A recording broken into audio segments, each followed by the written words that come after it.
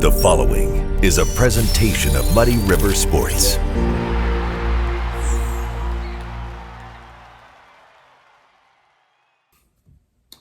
Welcome back to 25 of 25, celebrating the area's top moments from the first quarter century of this century. And we're going to talk about one here that's, I know, really nearest and dearest to your heart. Yes, no doubt about it. I was able to follow this team from start to finish, still stay in contact with a lot of these guys. And it was the breakthrough moment we all saw coming for other teams in Quincy University baseball history. And maybe not this one as that season progressed, because you had a lot of young guys contributing. The teams before then had been so power-packed that you thought, oh, those are the teams that are going to get to the Division II World Series, and they didn't.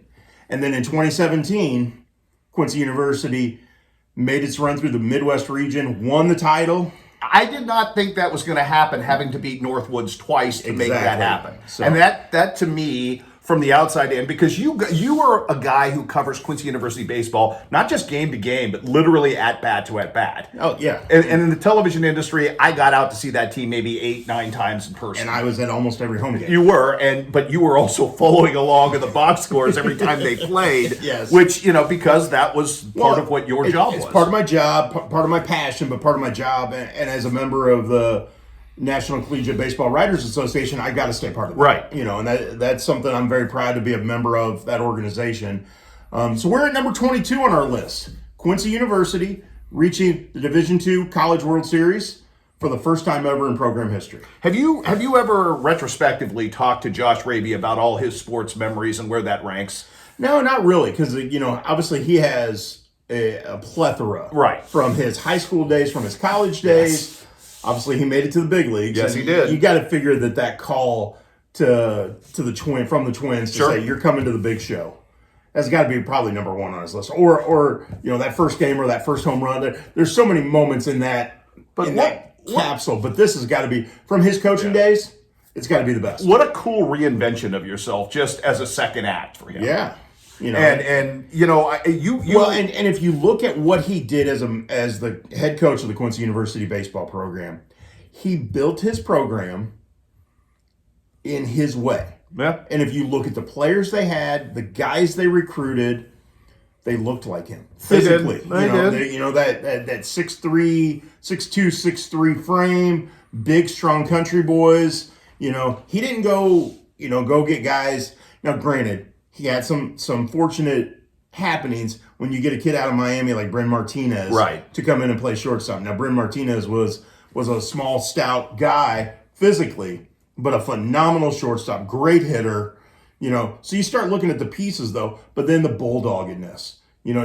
Riley Martin. He goes and recruits him out of Salem. Was that his freshman year? That was his freshman year. Because I remember thinking after they won that first game, Riley had, 5 or 6 wins that season as a freshman? He went 6-3. Okay, so... And I think I remember you telling me he was going to be... I remember. Yeah, I think I remember you telling me he was going to be good. Really good. Because they threw Graham that first game, right? Yes. If memory serves me, which you got your ace on the hill, gives you a chance to get to the second game. What freshman throws with that kind of pressure and situation on him? And yet that was Riley Martin, just all guts. All the time. Yeah, and again, you think about the steps that team made. Got into the region tournament. They have to go to Midland, Michigan. Mm-hmm. Now you have to go up there and you lose your second round game. So now you got to fight through the losers bracket. Then you got to beat Northwood twice at Northwood, which nobody thought was going to happen, to get to the Division II World Series. Now the only disappointment in all of this, was that because of certain things happening, they weren't able to have the Division II World Series in Cary, North Carolina, which the USA Baseball Training Complex is the home of the D2 World Series. Has been for many years, and there's always that talk. Road to Cary, get to Cary. Right. Well, it was in Dallas. Okay. It was in Fort Worth, outside of Dallas, where the Iron Pigs play. And I knew nothing about... Sounds like a Black Sabbath song. But it was the home of a minor league baseball team. It was a great facility. Okay.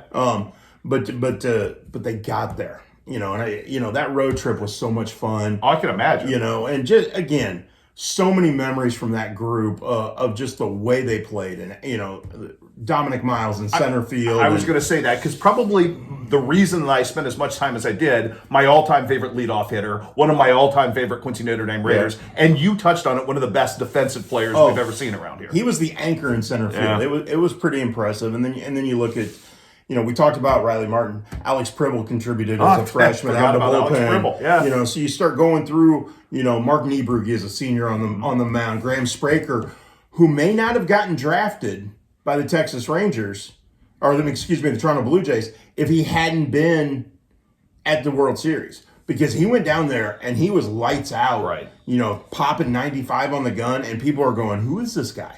Here was the takeaway too, because we talk about I flubbed there when I said Texas Rangers, because I remember a Texas Ranger scout talking to me in the press box about Graham, because it was the first time he'd seen him. We talk about, the College World Series, the Division II World Series, and it's kind of this thing out there on the horizon that we didn't have experience with. I think what we learned, how good those last 8 teams are. What was it, Colorado Mines or Mesa, or was it? Colorado Mesa was there. You had... And San Diego. Yeah. I mean, those teams were freaking stacked. Yes. And, and I would say that the best of D2, is really high-level baseball. I think people really, really good. Take for granted. What people don't, I think, often realize is there are a lot of NCAA Division II baseball players who get drafted or sign free agent contracts. Yeah. Because the level of play is so high. And again, you're seeing it now a little more. Well, look at what Griffin Kern pitched at the D2 level, then went and became the ace of West Virginia. Luke Napleton was the GLVC Player of the Year, an All-American catcher, goes to Louisville, has a good, solid season there, gets a chance to play in the pros. Right. Again, you're seeing guys move on when they have a year or two left of eligibility, because they're sitting there going, I can go play at the D2 or D1 level. Yeah, we learned not just how hard it is to get there, but how hard it is to win when you get to that Elite Eight. And again, Quincy has had opportunities to get there since 2017. And I fully expect it to come back around and get there. Matt Shizzle's doing a great job as the head coach now. When Josh Raby stepped down, Shizzle took over. And I think he's building it the right way. You're seeing some local talent come in. I think there's a lot of expectations for this coming spring. And especially the future. When you look at the guys he's recruited for the future, the arms, you got a kid out of Notre Dame. You got a kid out of Jacksonville Route. You've got a kid out of Galesburg. All solid pitchers with that size, that 6'3", 6'4", 6'5" frame, who can bring it. The future looks bright for that program, but you go back to 2017. Shizzle was on that staff. Yeah. That was I can't remember if his first or second year here. I think it was his first year here as an assistant. But you look at that and the connections of that group. And again, you had the local ties with that team. Right. Because you had Dominic Miles starting in center field.